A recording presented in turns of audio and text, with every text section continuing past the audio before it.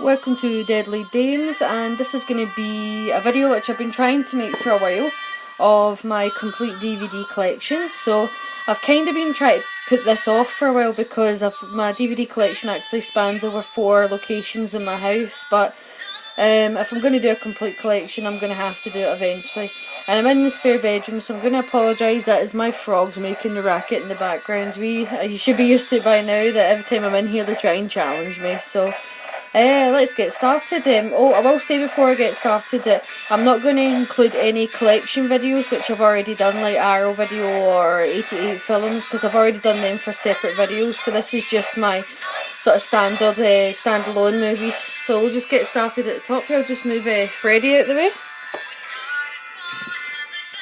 So we've got Pulse 1, 2 and 3. So this is the remake Pulse. It's actually not the original one. The original one I've got downstairs with a separate collection. Sorry about the glare up the top here. I'll try and do it in a way you can't see it. The Urban Legend 1 and 2. The Amazing Critters, a great movie from the 80s. And then we've got The Gate. So if I just pull The Gate out here. This is a movie that no matter how many times I see it, I still love it. It's just an amazing 80s film, so if you haven't seen it, I would definitely recommend it. Then Scream 1, 2, 3 and 4. Obviously Scream 1 is a legend, a legendary movie. It obviously kick-started the 1990s revival of horror, and I think everybody's seen it, so I don't need to say much about it. Scream 4 is actually one of the few movies that I've seen in the cinema where at the end of the movie people actually stood up and clapped, and I've only ever seen that a few films, and Scream 4 was one of them. Then The Hand That Rocks the Cradle, a really good movie. It's a suspense movie rather than a horror film, but really creepy. If you've never seen it, I'd recommend it. Remake of Mother's Day, in my opinion better than the original Mother's Day. Rebecca, is it De Mora? So name it should be on the front here. De Mornay, sorry. She's just fantastic in it as the mother. Jeepers Creepers 1 and 2. Witches of Eastwick. Star of Eccles, Sixth Sense. Really great sort of older film near the Spiral Staircase. Would recommend it if you've not seen it. X-Rental Library right there, which is right at your door, but I've never had a need to upgrade it, so, and that one works fine. The Skin I Live In totally took me by surprise. Didn't expect that from an Antonio Banderas movie, but it's an amazing film. Boo's a good little ghost story. House of the Devil, Lords of Salem. I Am Legend, better than Amiga Man if you ask me, but it's just my opinion. Smiley, one of the best and most underrated 1980s slasher films, Hell Night. Badly needs a re-release by a company like Arrow or 88 where they'll do it justice. A really good rock and roll horror film right there, which is Black Roses, and The Living Dead at Manchester Morgue. Sorry. Rosemary's Killer. Again, another slasher movie that really deserves a good re-release. Perfect timing. The Saw. Perfect timing of the music, because that's the Saw theme tune, and I've just landed on the Saw box set, so that's a complete collection of the Saw movies. The original one was amazing. I remember I went to see it at the cinema, and that ending, it blew me away. Obviously the sequels got a little bit silly, but the first Saw is still outstanding in my opinion. Anatomy 1 and 2, and the original Dr. Jekyll and Mr. Hyde, the original Toolbox Murders, and Rosemary's Baby. Another 1990s classic, The Faculty. To me, I don't think The Faculty's aged bad at all. It's still a really enjoyable movie. Sorry, I'm just moving Ghostface out of the way. Hammer. American Horror Story? No, that is something completely different. The Amityville Horror. Straw Dogs, original and remake. I actually enjoyed the remake of this. Wrong Turn 1, 2, 3, 4, 5 and 6. And if you're one of the people out there that has the really crappy Wrong Turn 6, you'll find that you are one of the few that actually own this, because they actually took Wrong Turn 6 off of sale because the makers of this actually used real footage of missing people, which they were not allowed to do. They didn't have permission to do, so this movie was actually taken off the shelves, and because it was so crap I don't think anybody's ever bothered to fight the courts to put it back out there. So if you're like me and you have a copy of it, hang on to it, because you're not going to get it again. Wrong Turn 1 is actually an enjoyable film. It's basically just The Hills Have Eyes in the Woods, but it is still a really good film. 2 and 3 were actually quite good as well, but as soon as it got after that, it got a bit silly.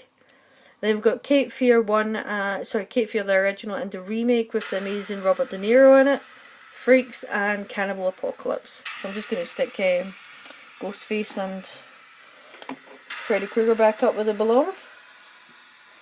And we'll move down to the next shelf. So, obviously we've got the mummy figure right here. That part obviously goes with it, but I've just got to sit like so.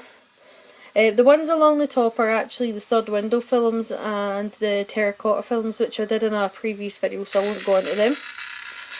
So we've got some Vincent Price here, the Last Man on Earth, House on Haunted Hill, Devil's Bat and Bride of the Monster. Really like Vincent Price. House on Haunted Hill is obviously a classic, and Last Man on Earth is another version of I Am Legend and Amiga Man. It's actually quite a good edition of it. Intruder and the Amazing House box set, which is actually becoming really hard to get a hold of, so it's the original Anchor Bay version.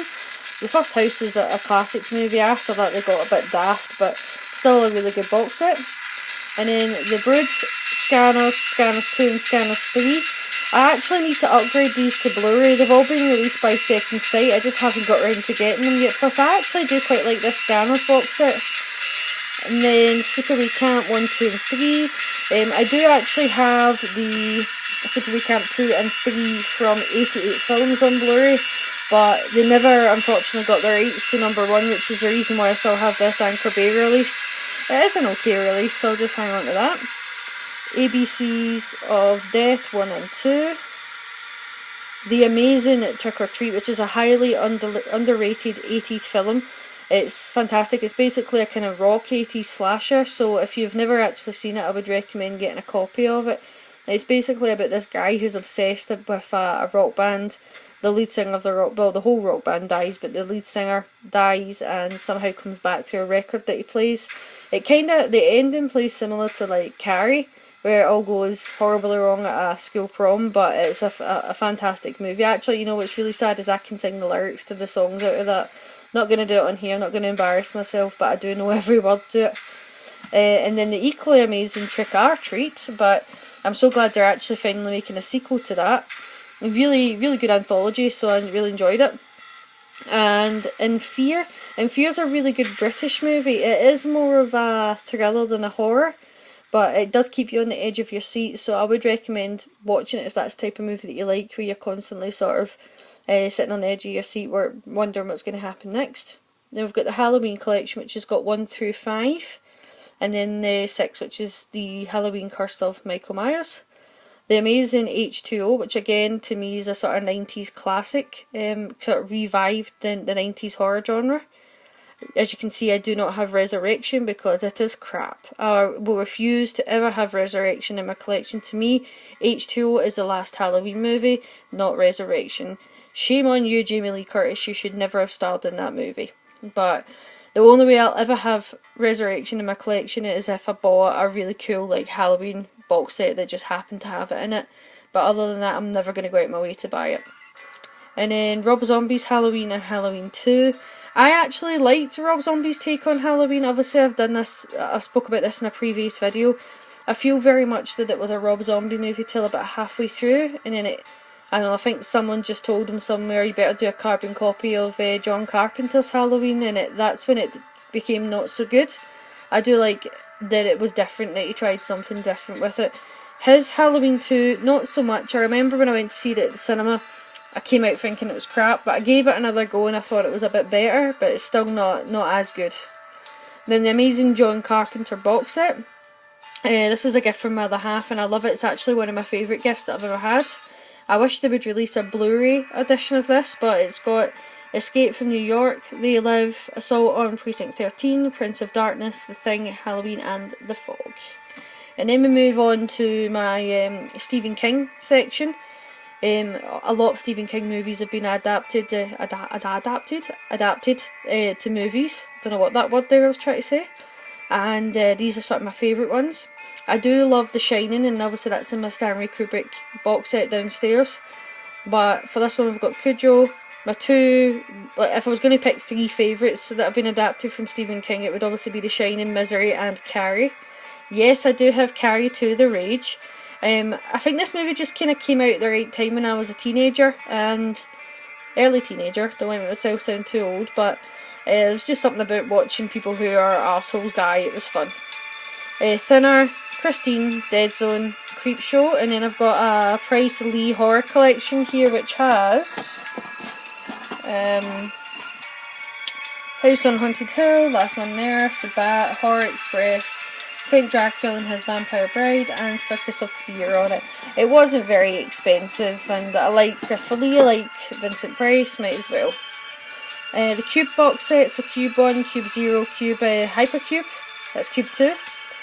Cube 1 took me by surprise. It's a really, really good movie, and it is another movie that, in my opinion, deserves a re-release by a company that's going to do it justice.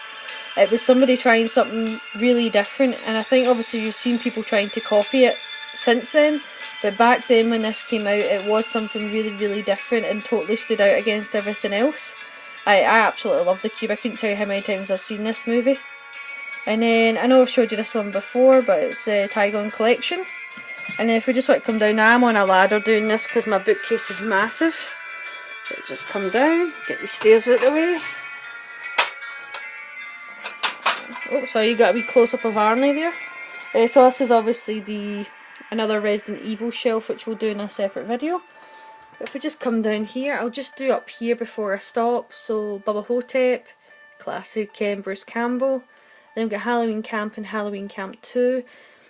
These were actually movies that I bought from Movie Express, which was a sort of offshoot of Global Video in the UK. They sort of did a lot of ex-rental movies, really, really cheap. A lot of them were cheesy. It's actually funny, now a lot of them are quite expensive to get. But Halloween Camp took me by surprise. It was a movie that, considering how cheap it is, the effects were bloody good in it. And the storyline right up until the shower scene, and at least in the first one, was actually really good. It got a bit ridiculous after that, but it's still a good watch. Crazy's remake and original, I prefer the remake, again just my opinion. Digging Up the Marrow, really good Adam Green movie. I didn't expect it to be that good, but I did really enjoy it. Chud, got super excited when Arrow announced this, thinking that we were actually getting a UK edition. Turned out we were not getting a UK edition, it was a US. I think the release of this in the US is the one that's going to make me buy a multi-region Blu-ray player. I have actually been putting off getting a multi-region Blu-ray player because I don't really want to get addicted to buying another label like Scream Factory when I spend enough money with Arrow and 88, but I really want a decent release of Chud, so I think I'm just going to have to fork out and do it.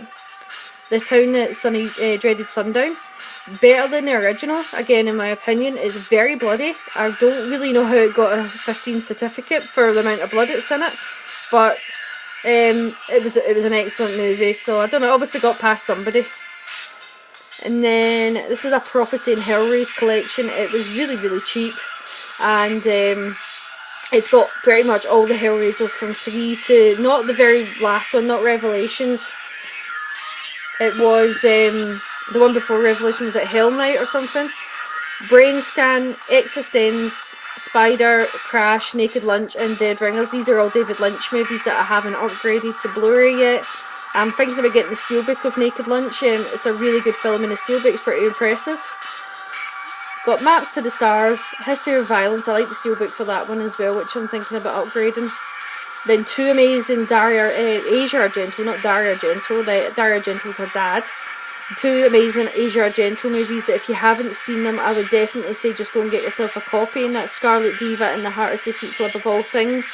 Don't expect them to be nice movies, they are not. They're gritty movies, but they're really good. Then some Darren Aronofsky, so we've got Pi, his first film, excellent. If you've never seen it, get a copy. One of my favourite movies of all time, which is Requiem for a Dream. And then The Fountain and The Black Swan. And for anyone that was like me that went to see Black Swan at the cinema, it should have had a warning with it, because everyone in the cinema is totally sat up with the Natalie Portman and Mila Kunis sex scene that took everybody by surprise. But yeah, so that's everything that I've got enough time for in part 1. Any questions, obviously just leave them below, but other than that, please like and subscribe, and thank you very much for watching.